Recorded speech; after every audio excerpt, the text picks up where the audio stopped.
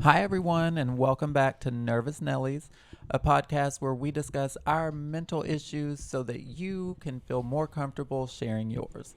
I'm Jarrod, And I'm Gabriel. and as always, we are not doctors, we are not therapists, we have no medical training. This is just a conversation between friends.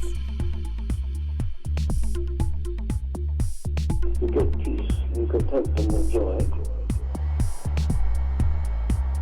The powers come from the gods.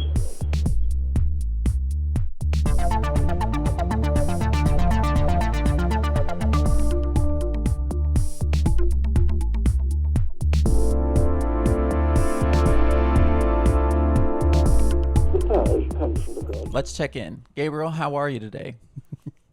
I'm good. Now I'm having a little bit of trouble with my headphones and my mic, so hopefully I won't sound too muffled on the final recording. But we will do our best to get that fixed ASAP. ASAP. I'm okay. Otherwise, I've been having some sleep troubles. I get super sleepy around 7, 8 o'clock, and I realize that's a little too early to try to go to bed, so I'll push through. And then I'll get a second wind at around 10 p.m., and then I'm awake until 10 a.m. I know you. I knew you were going to say you pushed through and then you stayed awake all night. Yeah. I had one doctor say, "Why don't you just go to bed at 7 or 8?" And I was like, "Because that's lame." Yeah, that's not fun. Yeah. So I was awake until this morning. I think it was 10:30 when last I looked at the clock. And then just as I fell asleep, the lawn service came and did my backyard. And my dogs went nuts. So how much sleep did you get today? I woke up at 3 p.m.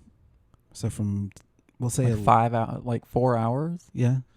That's not good. No, it's not. No, that is But- not conducive to good mental health.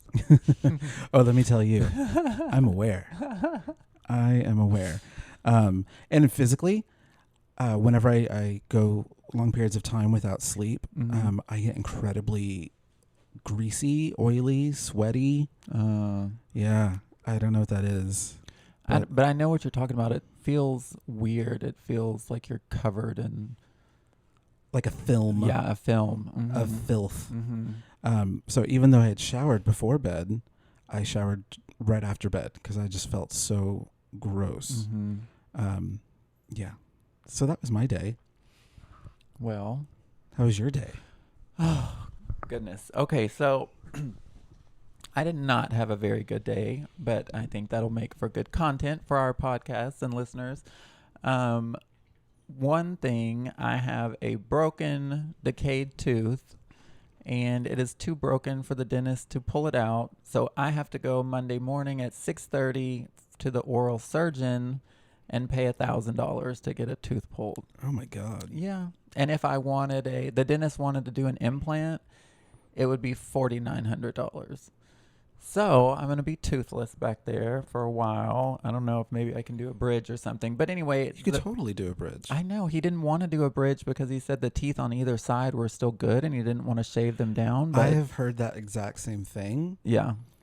but a bridge is totally acceptable if you're okay with that. That's exactly what my mom said. Also, I mean, you only have a good 10 years left in you. I would think not even at the way I feel sometimes. So you might as well just go the Get her done. Maybe I should get the falsies. inexpensive route and Yeah. get a bridge.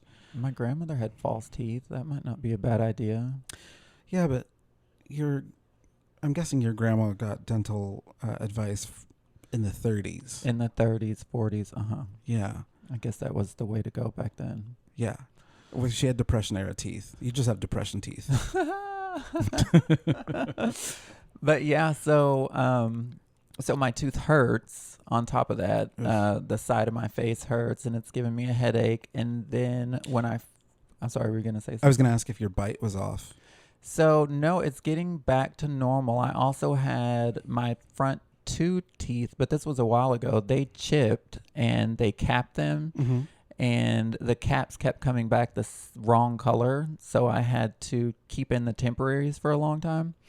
So I just got the real caps put in, and the bite was misaligned, and so it was hurt. Like I couldn't close my mouth all the way to chew, and my bottom teeth were clicking on the back of the top ones.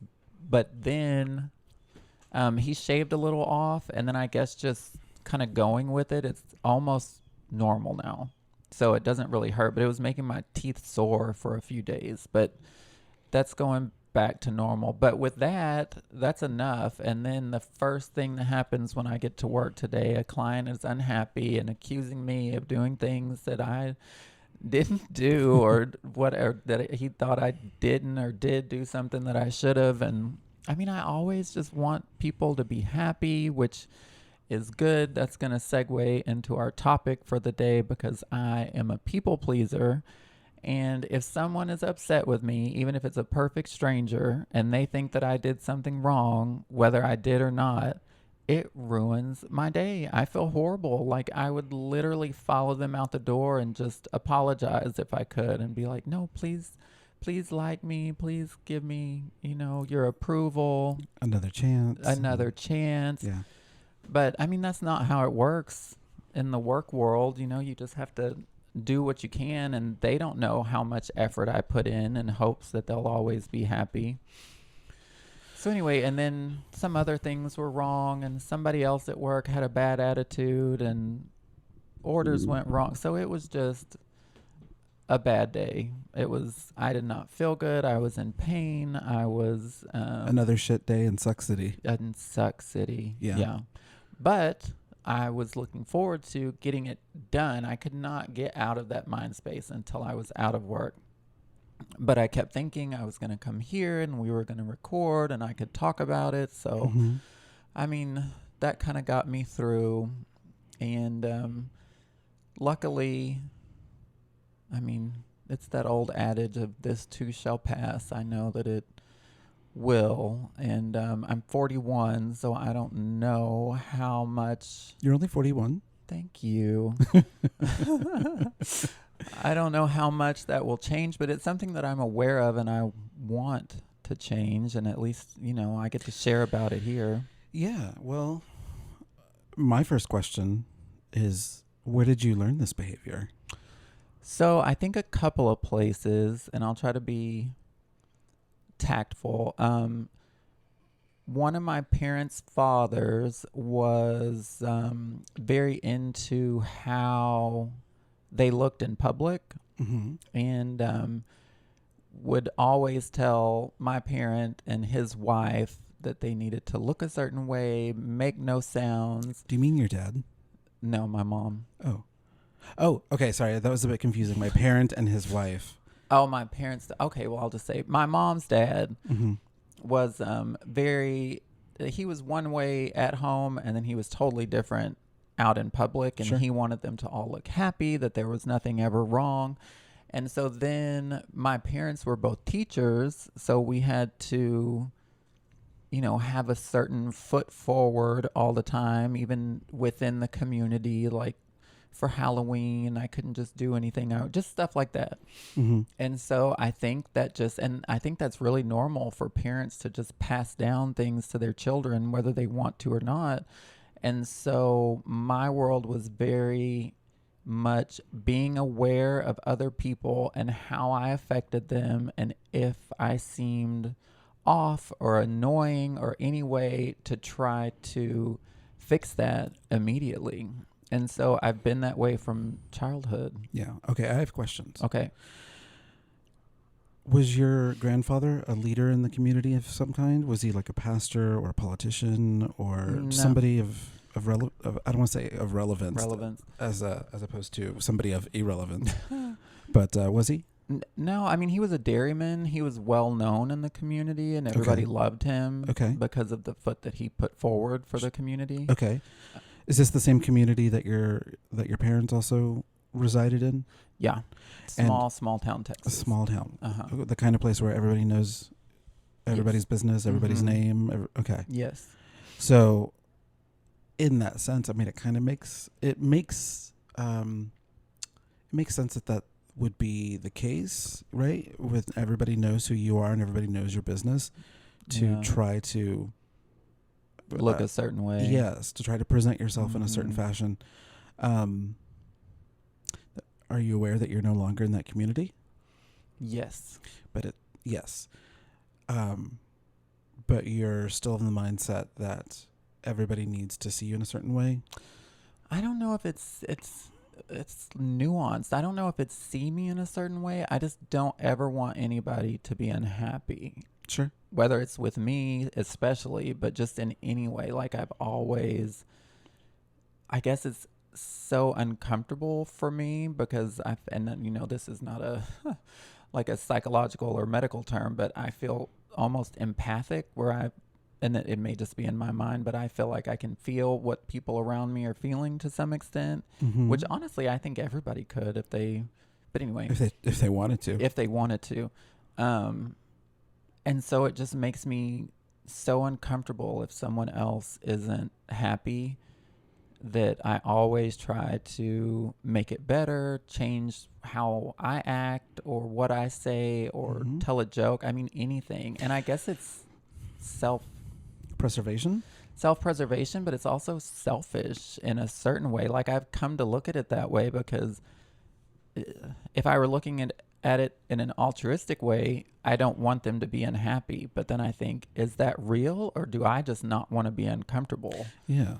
Yeah, and my line of questioning isn't a means to try and fix you or solve the problem. It's more of just I'm trying to understand. Yeah, right? No, ask away. Well, now that you've given me permission, I can't think of anything. But are you... do you think perhaps like it could possibly be an insecurity that is causing you to project onto other people?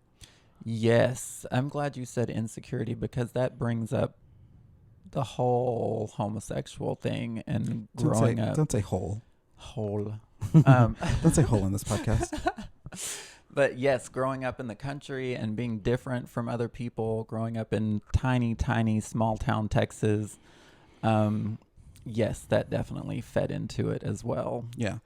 How long ago did you move into the city? I moved into the city when I was 23, so... Was there any culture shock? I think so. Yeah, I mean, I kind of moved in gradually. I started working in Dallas before I moved. That's where you and I met, in that restaurant. And then I moved. So I think there was definitely some culture shock. I remember before then, a couple of years, I thought about moving to Dallas and going to school, and I came to tour the school, and it was downtown, and it was a big culture shock for me. It actually scared me, which I was annoyed with myself for being such a bumpkin. But what year was this? Probably about 2001. And I want to say the reason that's an important question is how downtown Dallas has changed from 2001 to 2022. I lived in downtown Dallas, in 2004? 4, 5, 6. Yeah. And I can remember, going out for like a morning walk or an evening walk and then seeing people just openly defecate on the sidewalks. Nice. But we're also just Southern enough to get bobcats, like wild bobcats and possums, feral cats. So it was a bizarre mix, right? So that's the reason why I ask, is I don't think that happens anymore, right? Like I don't think the city is as dirty as it once was. I'm sure they've hidden that away like they always do. Well, I learned in high school, because I went to high school in downtown, I learned that one good cold snap can get rid of a lot of problems. And I'm just going to leave it at that. But so you came to Dallas and you're realizing that you're now a part of a much larger community that doesn't really see the individual, right? Yes, 100%. Before you could see the individual trees, and now you're in the middle of a forest. And so you're stuck in your old way of making sure that no one is offended, right? By your presence, by your appearance, by anything. How do you combat that? I mean, I try to tell myself things in my head. I try to combat it in my head. There is a quote, I think it's a quote. I don't know where I heard it, but it was one of the best things for me ever. And that somebody told me, honey, people are not thinking about you. They're thinking about themselves. Yes. And that I try to remember that. And, but honestly, I mean, I don't know. And something that is strange is that I feel like when I moved to Dallas in my 20s, it got better. And as I get older, it's getting worse. And I don't know why. That's weird. It's weird, right? Like Yeah. when I waited tables and was in there, I was not bothered by people. Well, there's I can somewhat relate to that in understanding or realizing that the level of confidence that you have in your 20s slowly diminishes. And it's I don't know what that is or what that's about. Maybe it's as you mortality, age. Yeah, as you age and you start to understand just how fragile finite everything is, you tend to pay a little bit more attention and you tend to care a little bit more. And that confidence just kind of slowly, it shifts, right? You still have confidence just in other things. It's strange. I was listening to Laganja Estranja from RuPaul's Drag Race. And anyway, the point was she was saying... The voice of a generation. Yes. When she was first on there, she was in her early 30s and she just thought she could do no wrong and everything she did was perfect. And she said the same thing. She said as she's gotten older, even though she has crafted herself more, she's well put together, she has less confidence. I'm going to I'm going to borrow a quote from RuPaul since we're on the subject. Tell me. Now, despite all my issues with RuPaul, there is one song that she has that doesn't make a ton of sense lyrically. I can't promise I won't sing it if you tell me the words. Well, if you sing it, there's a chance we get sued. You're right. Okay, I So promise. don't sing it. But the lyric is, feelings aren't real. Feelings are what you feel. It's something along those lines. And maybe I'm purposely getting it wrong so I don't get in trouble. But I get the gist. But that is something that many a therapist have told me, and it is so it's so empowering when I first heard that feelings aren't facts. Right. And that's something I have to remind myself of almost on a daily, right? Like how you are feeling about a certain thing is not real. Right? That is your perception, and it can guide you to the correct interaction. But in all honesty, you don't know what that person is feeling. No. Right? In this case, where your insecurities are guiding you and influencing your perceptions, and you think somebody is upset with you or finds you disgusting or whatever. I didn't say that. But that's just me then. Your words. Then it would help to remind yourself in those instances that you feeling that way is not real. It's not based in reality. And what's based in reality is, if that person tells you, right? This person tells you that I think you're pleasant or I find you funny. Once you have that open communication, that open dialogue, these feelings kind of go away, and because you're then faced with spoken quote unquote fact, right? And thoughts are just thoughts, right? They're not based in the realm of reality that you and I live in. So it takes a lot of practice, but it as long as you remind yourself, you, Jarrod, or you, the listener, that feelings aren't facts, right? And that helps me at least understanding, whatever I think this person might be thinking or feeling or what they're about to do. None of that's, none of that matters because it's not reality. It's not reality. Yeah.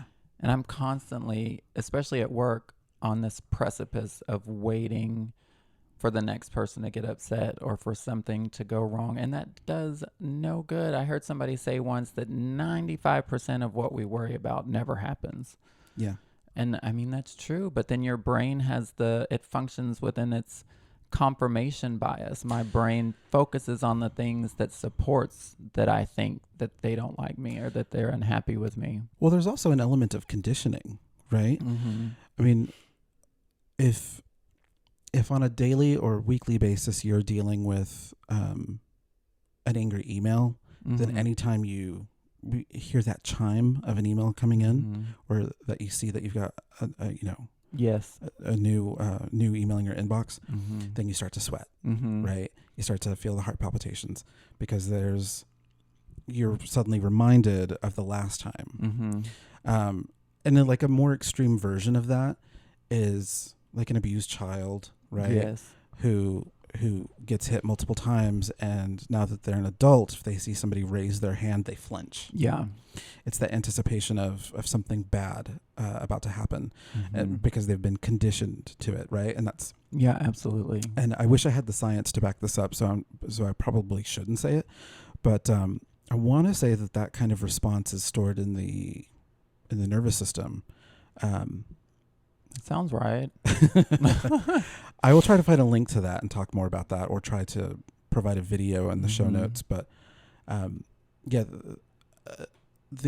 another example that my therapist and I were discussing was, if you're in a car accident at a certain intersection and you go through that intersection, well, there's two things that can happen, right? You either avoid the intersection or you go through it. And as you approach it, your body tenses up, you get nervous, you start waiting for the impact that you once felt. And even though that was like 10 years ago and your body's still having that reaction, that's a response that occurs in the nervous system. There's a really great book that I think everybody should read. It can be a little dense, scientific. Yeah, it can be a little dense at times. He breaks it down. The author breaks it down really well into digestible, relatable content. Sometimes it gets a little, sciencey, but it's called "The Body Keeps the Score," and it's all about how trauma is stored in your body, right? And I'll link to that in the show notes as well. It's a great book. Yeah. I've read stuff about that too, that how your traumas are stored in your body and in your nervous system. And I mean, conditioning is 100% real. We don't have to really prove that or look anything up, but you're right. That's exactly what it is. It's conditioning. So we're going to have to one day actually do some in-depth research and do a episode on like dissolving that conditioning, or how to break your conditioning, to break it. Yeah, I completely agree. It's a tough task to undergo. I mean, that's lifelong, I think. Yeah. I mean, that's what puts people into therapy. But going back to the people pleasing, there's another aspect of it, that might be worth exploring. And that's, is it a defense mechanism? 100%. I cannot tell you how many friendships have evolved from me initially being an asshole because I thought somebody was attacking me, and it was just because it was a different community. Just like like you said, when I first moved to Dallas, when I got into the gay community and somebody said, "Oh, girl, something," and I thought, like, why is he calling me that? What does he mean? Like, am I like so effeminate that he just has to like point me out in front of all these people? And I remember that's one of my best friends now, and he doesn't let me forget that. And my roommate at the time kind of went after him based on what I said, which who knows what I said. But yes, it's 100% a defense mechanism, and it's me feeling less than the people around me. And so I interpret their comments, their gestures, their body language as an attack. Yeah. Which is definitely something I need to work on. Yeah. I don't know at what age I was, but I started to understand, like, if there's an issue between me and somebody else and I don't have the issue, it's not something that I started, then that issue's on them. right? That's so hard for me. I know, but that's for them to resolve. That's their issue. That's You're their right. problem. And until they can, have a conversation with me, or hopefully it's a conversation and not a confrontation, Right. then we can't really work on it, Mm-hmm. right? We can't have that open dialogue and go through a way to resolve the problem. Mm-hmm. But yes, I completely understand, and maybe that's because we're both homosexuals. Mm-hmm. If you haven't figured that out by now, that there's a lot of defenses Mm-hmm. that we've learned, right? Yes. A lot of tools at our disposal that we've learned over our Mhm. years of being openly gay, and also Nelly, Mm-hmm. right? Not being able to hide it. We're not quote unquote passable Passing. or passing. Mhm. So we've had to learn at a really young age how to defend ourselves, Mhm. and violence isn't the answer. So No. we're gonna have to be as witty and as Amount. cutting as Mhm. possible. Mm-hmm. Yeah. And it's like that for a lot of people. I mean, those coping mechanisms are things that we gays are known for. Our humor, our cattiness. I mean, those are all ways that we deal with situations that I think evolved from uncomfortable situations or feeling different than. And Yeah. so we just had to use that to lighten the situation or protect ourselves or... And like, I remember being a really young, like swishy kid in elementary and junior high. And my defense was pleasing people through agreeing. Oh, yeah. Yeah. So like they would talk shit, and I'd be like, you know what, you're right. Like they talk shit about you? Yeah. Yeah. Oh, that's horrible. But not your reaction. I just mean the situation. Oh, yeah. I don't want to just like gloss over the fact that I was bullied as a young brown gay kid, but that is what happened. Right. And I wasn't going to fight them, so that I did two things. I would draw them naked women, right? Because I could draw, and that would usually get them to leave me alone. That worked until I got caught Oh, no. by a teacher. And that teacher told my mom. And my mom was like, what did she say? It was something along the lines of like, God would be disappointed that you'd be abusing your talent like that. If we were on camera, you all could see my eye roll. If we were on camera, I would show you all the drawings of dicks that I have. You've compensated over Yes. time. Yeah. Follow me on Instagram, XX Robosexual XX. But also, yes, I would just kind of sort of beat them to the punch and just agree with them, right? They can't really do anything. If you started, yeah, you make fun of yourself. Right. Or if Yeah. I agree with it, right? Like, oh, you're such a fag. Oh, I know. I know. Yeah, these wrists, they can't get any more limp, can they? And not only would that kind of exercise whatever little comedy muscle there is, but also it would get them to get off my back. Right. They just can't add to that. Mm-hmm. So by the time I was in high school, like a lot of the, they just couldn't find, there was plenty of things to pick on me about, but they just couldn't continue it because I had worked my way into their heads or into their hearts in some capacity. Yeah. That they're just like, why bother? Yeah, he doesn't have the response. You didn't have the response they wanted. Yes. Yeah. No, unfortunately, that left me with crippling self-doubt and low self-esteem and zero confidence and a really bad eating disorder by the time I was 15. But I had no bullies.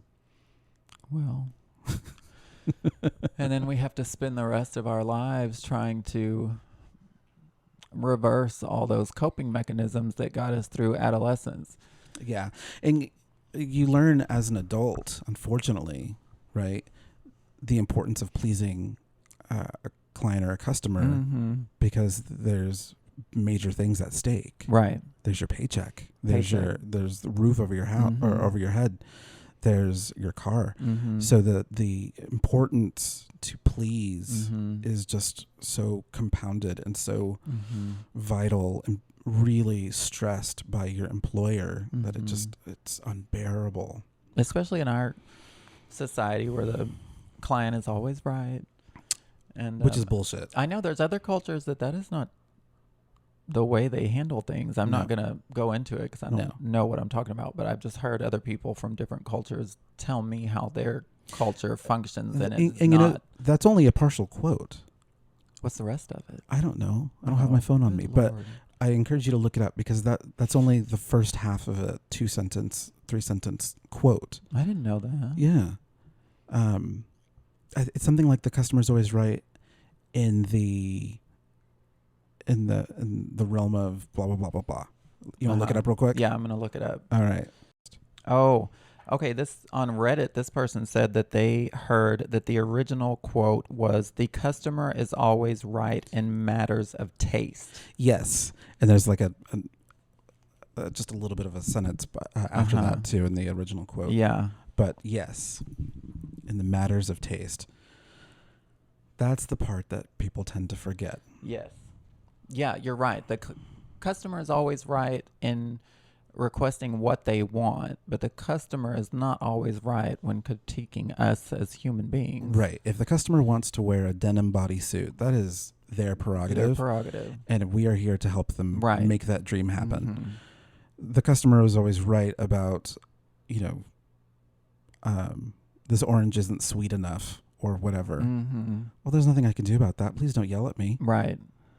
Yeah. And unfortunately, that quote, the misuse of that quote has allowed people, given people permission to be just complete assholes to people in the customer service industry. It's horrible. I think it customer really service should be like the army in some other countries where when you turn 18, you have to work there for at least a year. Yes, I agree. I 100% agree. But they should be forced to wait tables. Yes, but even in that sense, that does not work with all kinds of people. I have met people, clients, customers, and they do something so similar or even worse than me. They work in a call center and have people rude to them and they still are rude to other people. Well, there's a little bit of, pent-up hostility from their day, which is getting yelled at, and then they just don't know how to properly express it, so they take it out on somebody else. Yes. It's a vicious cycle. It's a vicious cycle, and it's so hard. That's one of the things I try to always be aware of, that no matter how bad of a mood I'm in, it is, and I'm not saying I'm 100% good at it, but it is not okay to take that mood out on the people around me. Agreed. So what do you think you could do to lessen your need to please everybody? Because you can't. Yeah, you cannot please everybody. It's not possible. There's always going to be somebody that hates you for one reason or another. Yeah. Gosh. I hate Jarrod because he's too tall. I don't like that about myself either. No, I'm just kidding. Except what are you, like 6'5"? Yeah, almost 6'4". That's insane. It is insane. Because I'm 5'6". It's a little annoying to be. It's fine. I'm just teasing. No, I know, but I'm saying to me, like, I hit my head on stuff. Like, it is how it is in the movies. Oh, can you imagine being a 40-year-old asking somebody in the grocery store, "Can you please get this down from me? Oh, can you please if you had get to that do down?" that, I'm that person. Yeah. You've never asked me, but so many people have asked me to get stuff down. Oh, no. I would rather climb the shelves and get it my own damn self than ask anybody. Could you imagine my obituary that I was crushed by falling shelves at Target? In Target. Yeah. And then he choked on some Tide Pods. He had a good life. He lived, or he died how he lived, choking on Tide Pods. So what could you do? I don't know. What are your something simple ideas? and basic? I mean, one thing is I need to remember, because I've heard... You need to what? Remember, like you said, that feelings are not facts. I've heard that so many times. I need to start reiterating that to myself in my head, that my feelings are not and I am so one of those people that, I mean, I guess I can be logical sometimes, but I am driven by emotion. And so that's hard for me, that feelings aren't facts, because I get in my head and I really think that I know how other people are feeling. And you're right. I need to remind myself that even if it is true, there's no way for me to know that. Yeah. So I can't make decisions based on that, because then I'm making decisions based off arbitrary information. It's really corny. It's a corny thing to do. It's something your mom would do. But I used to leave, I would leave Post-it notes, or in my bathroom mirror, I would write in a dry erase marker, little things, right? That's little smart. reminders.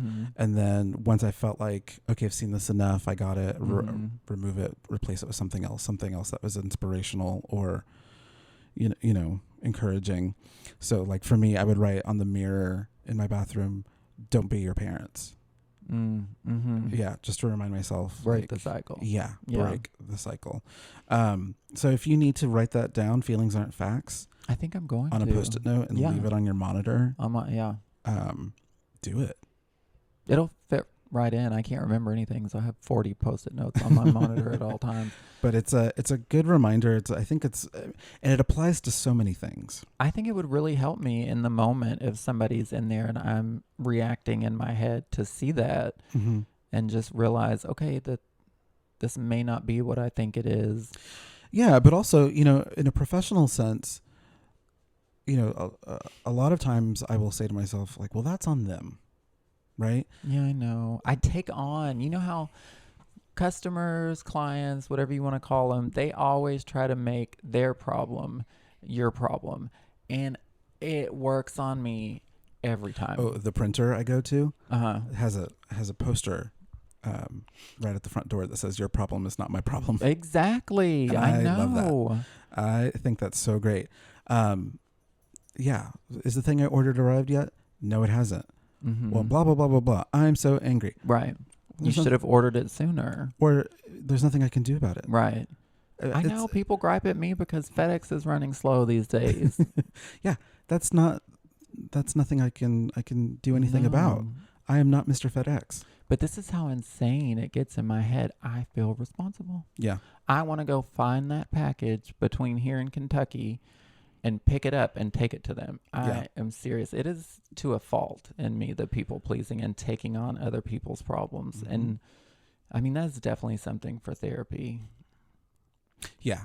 To discuss. I need unbiased, not necessarily opinions, but just for somebody to walk me through step by step what would be the best thing to do. But I think, just like you said, the Post-it note, I mean, that's cognitive behavioral therapy, just reminding myself. Well, there's also, you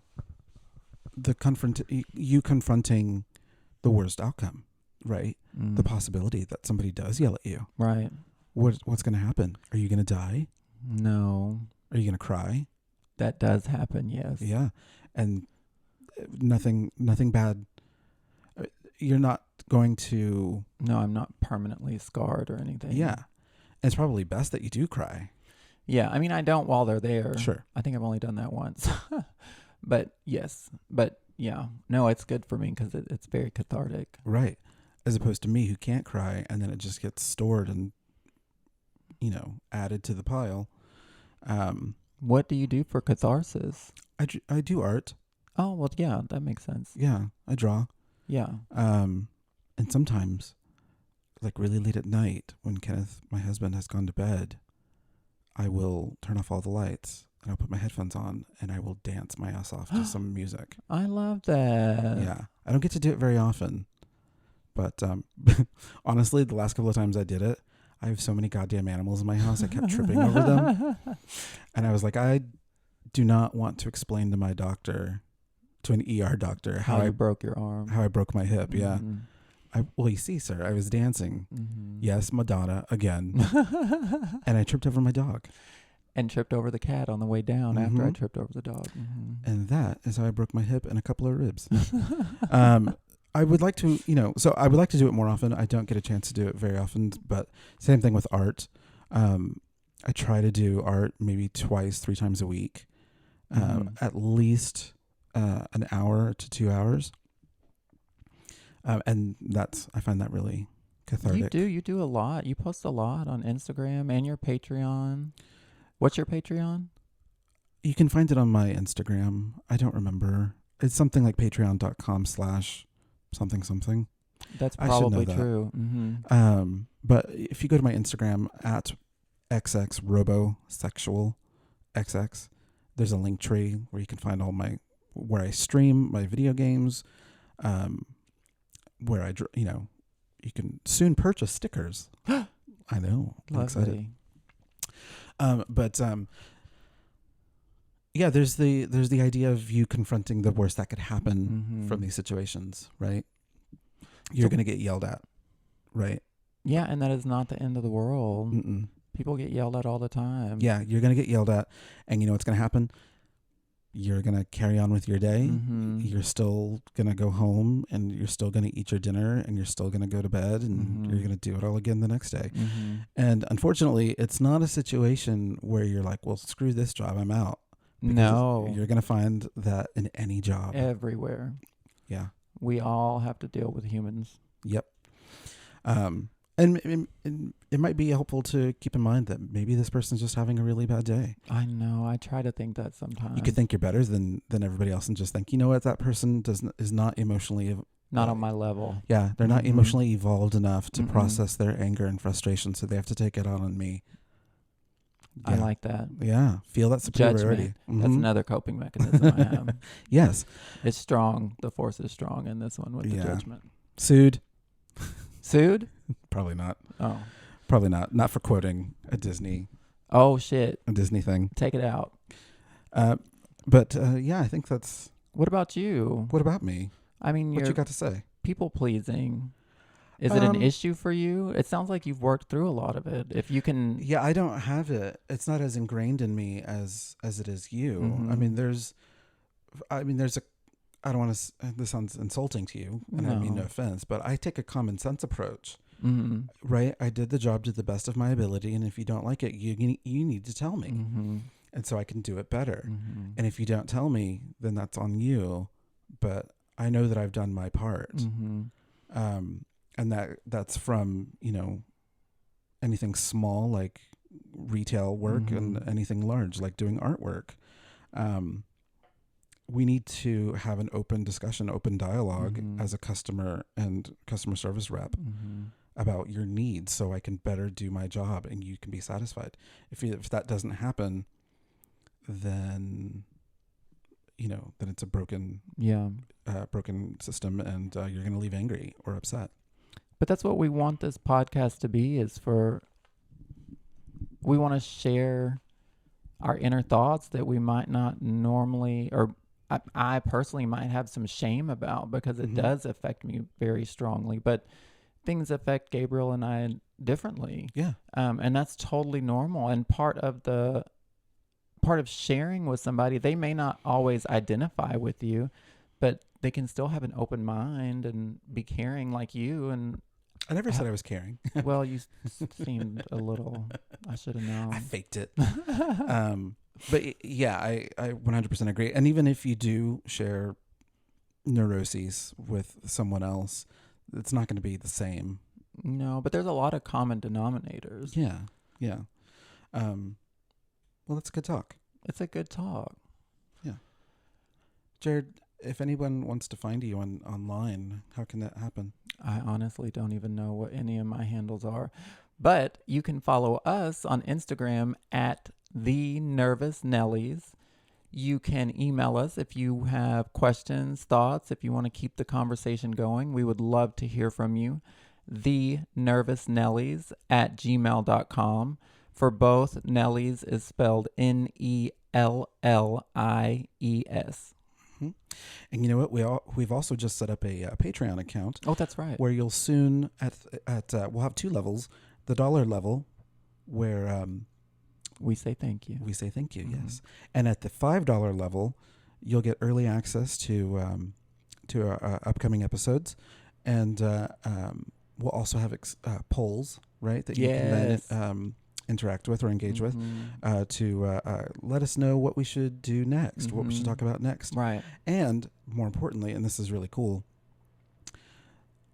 the a portion of the proceeds, we'll do 50-50. 50% of the monthly income from the Patreon will go towards a charity. Mhm. It'll be an annual payout to Mhm. this. I think we're going to go with the Trevor Project. Yes, that's what you said. Yes. And then the other 50% will go towards maintaining this podcast. Turns out it's not free and it's not cheap. No, Running- it's not. running Just this to podcast. start. We've Yeah. already gotten mics, headphones, The whole technical thingies. Mm-hmm. What is the Trevor Project? The Trevor Project is a really great charity that provides resources to at-risk youth in the LGBT Mhm. community. Right. But most importantly, it's a suicide prevention line as well as resources for that, right? So Yeah. you'll find some literature, you'll find some videos, anything that we can do to make sure that young queer people stay safe emotionally and physically. It's great.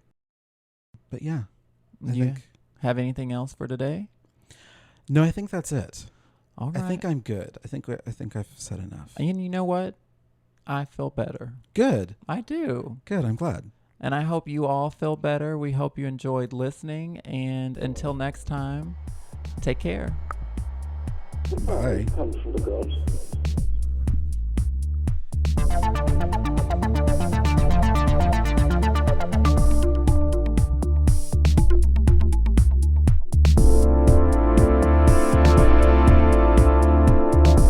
The fire comes from the gods.